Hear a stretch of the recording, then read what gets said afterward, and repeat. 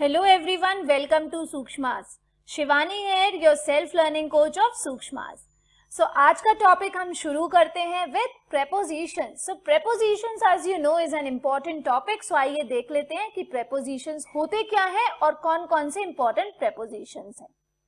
So prepositions are those words which are used before a noun or a pronoun and denotes the relation between the noun and the pronoun and the other parts of sentences. So preposition वो word है जो noun और pronoun के पहले आते हैं और relation भी बताते हैं between the noun and pronoun and the other parts of sentences. एक पिक्चर दिख रहा होगा, पिक्चर में एक टेबल रखा है, टेबल के ऊपर एक कैट है और उसके नीचे डॉग है. अब गिवन है the cat is sitting, so the cat तो नाउन हो गया, is sitting on the table. So ये जो ऑन हो गया ये रिलेशनशिप बता रहा है द टेबल और द कैट के बीच में, इसलिए ये क्या कहलाता है, that is preposition. Next, the dog is sitting under the table. So यहाँ पर ये भी क्या हो गया, नाउन है, ये भी नाउन है और वो उसके नीचे बैठा है. सो अंडर क्या हो गया, under is also a preposition. So preposition हमेशा नाउन और प्रोनाउन या अदर पार्ट्स ऑफ सेंटेंसेस के बीच में रिलेशन दिखाता है. अब आप एक चीज देख रहे हो, यहाँ पर इसी सेंटेंस से मैं एक क्वेश्चन क्रिएट कर सकती हूँ. एक क्वेश्चन बनता हुआ दिख रहा है आपको और वो क्वेश्चन बनता हुआ क्या दिख रहा है. अगर मैं यहाँ पर लिख दूं, सपोज मैं यहाँ पर लिख देती an cat is sitting on the table.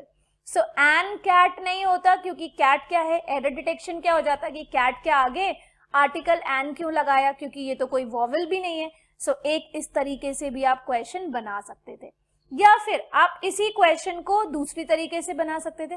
The cat is sitting, यहाँ पर फिल इन द ब्लैंक्स दे दो और ऑन की जगह आप एक ऑप्शन देते, ऑन एक हो जाता ओवर, एक हो जाता इन और एक कोई और वेरिएबल हो जाता.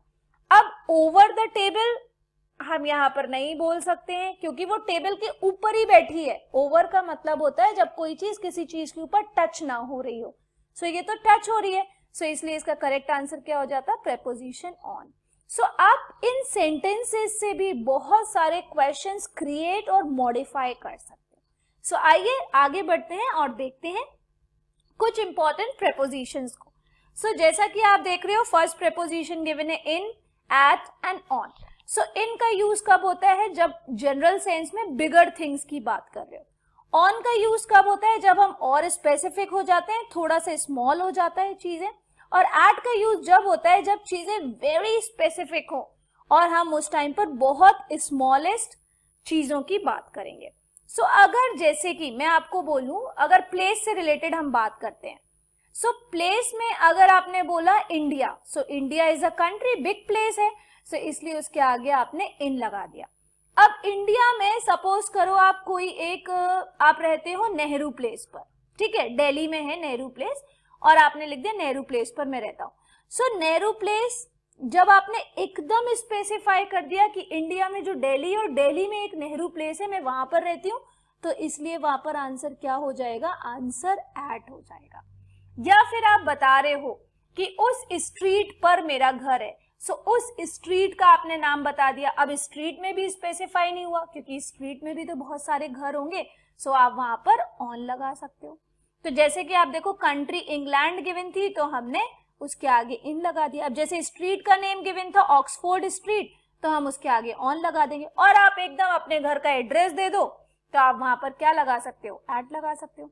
अब अगर टाइम की बात करें, तो अगर टाइम में आप कभी भी सेंचुरीज की बात करोगे, सेंचुरी एक लंबा पीरियड ऑफ टाइम है ना, या फिर आप ईयर की बात करोगे तो ईयर में भी 365 डेज होते हैं, तो ये लंबा पीरियड ऑफ टाइम हो गया.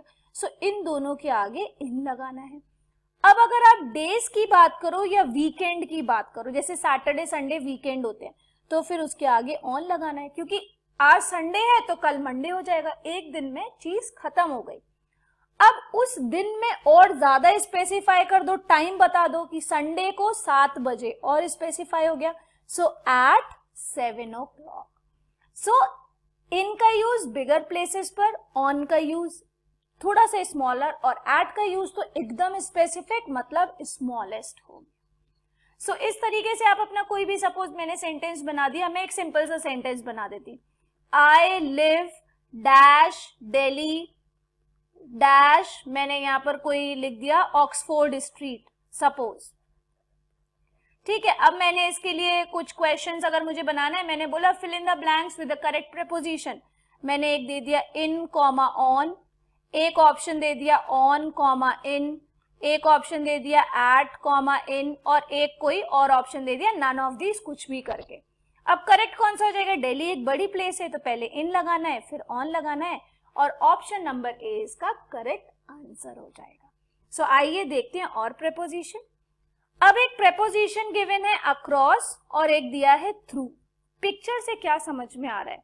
पिक्चर में आपको दिख रहा है ना, एक ब्रिज है, इस पार से उस पार जाना है, तो इस पार से उस पार जब आप जाते हो किसी मीडियम का यूज करते हुए तो अक्रॉस का यूज करते हो, ठीक है। लेकिन कोई अगर सर्किल गिवन है और उस चीज के अंदर से जाना है, यहां पर एक मीडियम का यूज कर रहे हैं, उसके अंदर से नहीं जाना है, इसके अंदर से जाना है। सो जब इसके अंदर से जाना है तो इसलिए हम वहां पर थ्रू का यूज करेंगे।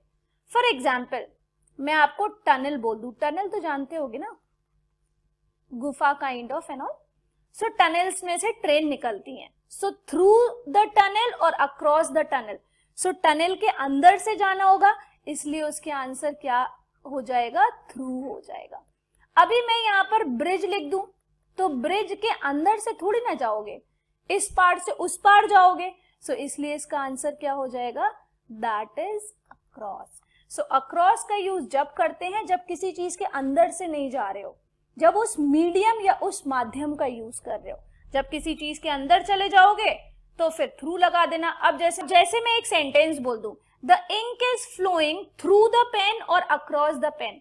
सो पेन की जो रिफिल है उसके अंदर से इंक फ्लो कर रही है ना, so it will be through the pen. Okay, next आगे बढ़ते हैं। आगे गिवन है between and among. So between picture में क्या दिख रहा है? दो लोग हैं, उन दो लोगों के बीच में।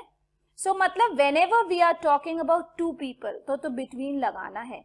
लेकिन जब आप देखो ना, दो से ज्यादा लोग हो गए और उसके बीच में किसी एक की बात हो रही है, तो फिर हम उस टाइम पर क्या लगा देंगे? अमंग का यूज करेंगे। सो जब दो लोगों की बात करोगे, जैसे पिक्चर से मैं बता दूं, the child is lying between his mother and father. So मैंने एक सेंटेंस बना दिया, the child is lying between his mother and father. So दो ही लोग हैं तो इसलिए इसका आंसर क्या हो जाएगा? बिटवीन हो जाएगा। अभी मैं बोल दूं the child is lying dash his cousins. So उसके काफी सारे कजिन्स हो गए, तो फिर उस टाइम पर आप क्या लगा दोगे? उस टाइम पर आंसर बिटवीन ना लगाकर अमंग लगा दोगे, क्योंकि यहाँ स्पेसिफाई नहीं हुआ कि कितने कजिन है, दो से ज्यादा ही होंगे, एस लगा हुआ है। सो बिटवीन और बिटवीन एंड अमंग के बीच में ये डिफरेंस होता है। नेक्स्ट आगे देखते हैं। आगे गिवन है below versus under. So below क्या है? जैसे आपने एक चीज, सपोज करो आपकी एक वॉल है और वॉल पे आपको पेंटिंग्स लगानी है, आपने एक पेंटिंग लगाई, उसके नीचे एक और पेंटिंग लगा दी, सो वो बिलो है। जैसे मैं आपसे बोलूं कि आर नोज, जो हमारी नोज है, our nose is dash our forehead, जो हमारा फोरहेड है उसके नीचे है।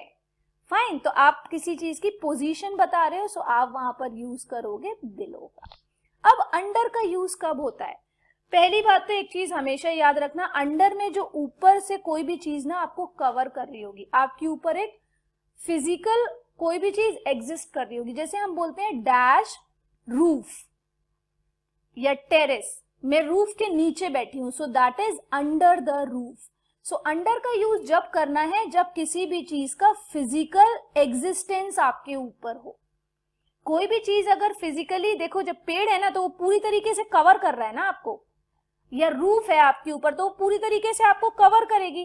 बट बिलो का मतलब क्या होता है? जब कोई चीज किसी चीज को कवर नहीं करती या किसी चीज का फिजिकल एग्जिस्टेंस होना जरूरी नहीं है। आइए नेक्स्ट देखते हैं। नेक्स्ट गिवन है बिसाइड वर्सेस बिसाइड्स। सो देखो, वर्ड गिवन था बिसाइड, ये भी बिसाइड था, बस इसमें एक्स्ट्रा क्या लगा दिया हमने? इसमें एक्स्ट्रा एस लगा दिया। एक्स्ट्रा क्या लगा दिया?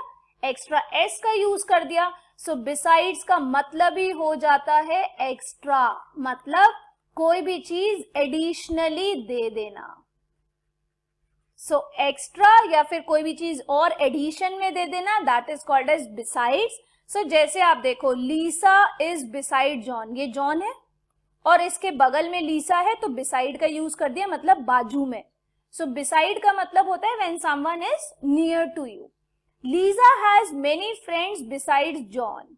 सो लीजा का सिर्फ जॉन ही फ्रेंड नहीं है, बल्कि 2 और फ्रेंड्स हैं। सो जॉन के अलावा उसके और भी फ्रेंड्स हैं। सो इसलिए उस टाइम पर आप किसका यूज करोगे? बिसाइड्स का यूज करोगे।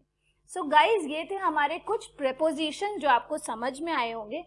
और अब आप जानते हो कि मेरे इस लेक्चर के बाद आपका काम शुरू होता है, और वो क्या है? वो इस टॉपिक को रिवाइज करने का और इस टॉपिक को प्रैक्टिस करने का। और प्रैक्टिस करोगे कैसे? तो आइए चलते देखते हैं कि प्रैक्टिस होती कैसे है। सो प्रैक्टिस को आसान बनाने के लिए सूक्ष्मास लाए हैं एक self learning game beyond knowing. इस गेम में पार्टिसिपेट करके आप अपनी डेली सेल्फ स्टडीज पूरी कर सकते हो। इस गेम की सबसे खास बात पता क्या है? ये एक सेल्फ लर्निंग गेम है जहां आपको सेल्फ मेड क्विज, क्वेश्चन, एक आंसर और एक क्विज प्ले करनी होती है, और जो आपकी एवरीडे लर्निंग डोज को पूरा कर देती है और खेल ही खेल में आपकी सेल्फ स्टडीज भी करा देती है। सो आइए हम वही करते हैं। हमने एक टॉपिक पढ़ा और उसके बेस पर हम अपना एक क्विज क्वेश्चन बना लेते हैं। सो आपको दिख रहा होगा ये सूक्ष्मास का प्लेटफॉर्म है, यहाँ पर आपको क्विज दिख रहा है। जब आप क्विज पे क्लिक करोगे तो यहाँ पर एक पोस्ट क्विज करके एक ऑप्शन आएगा, एंड जब आप पोस्ट क्विज पर क्लिक करोगे तो पेज इस तरीके से ओपन हो जाएगा। अब जैसे कि हमने काफी सारे प्रेपोजिशंस पढ़े थे, मैंने उसमें से क्या करा, एक डायरेक्शन लिया और मैंने डायरेक्शन बना दिया fill in the blanks with the suitable preposition. और मैंने एक सेंटेंस अपने मन से क्रिएट कर दिया, that is dash it's famous cake the bakery also makes delicious bread and cookies. और सेंटेंस क्या था कि उसका जो फेमस केक है उसके अलावा बेकरी डिलीशियस ब्रेड भी बनाती है और कुकीज भी बनाती है। ठीक है, तो अब यहाँ पर करना क्या है, सही प्रेपोजिशन का यूज करना है। और प्रेपोजिशन के लिए कुछ ऑप्शंस दिए हैं, जैसे ऑप्शन नंबर 1 है बिसाइड, फिर मैंने ऑप्शन 2 डाल दिया, that is besides, option 3 is in और ऑप्शन 4 इज बिटवीन। सो ऐसे तो आपको अपने ऑप्शन पोस्ट कर देने हैं। अब आपको यहाँ पर टैग्स का यूज जरूर करना है। सो टैग्स का यूज जब आप करोगे तो आप रिसेंटली यूज टैग्स का भी यूज कर सकते हो। जैसे मैं इस वाले टैग का यूज कर सकती हूँ क्योंकि ये सारे जो क्वेश्चंस हैं वो 1 day exam, Hindi medium, English, SSC MTS, SSC CGL, GD, NDA, defence, bank के एग्जाम्स में पूछे जाते हैं। सो मैंने इस वाले टैग का यूज कर लिया। अब आपको कोई एक्स्ट्रा एक और टैग यूज करना है, आप वो भी ऐड कर लो, या आपको कोई एक डिलीट करना है, आप वो डिलीट भी कर सकते हो। सो इस तरीके से तो आपके टैग यूज हो जाएंगे।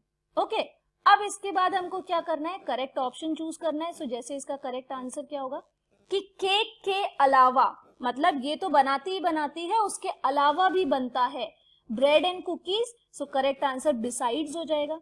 सो मैंने यहाँ पर क्या करा, मैंने यहाँ ऑप्शन नंबर 2 पर क्लिक करा और अपने क्विज को सबमिट कर दिया। अब जैसे ही आप अपने क्विज को सबमिट करोगे वो सूक्ष्मास के प्लेटफॉर्म पर इस तरीके से दिखाई देगा।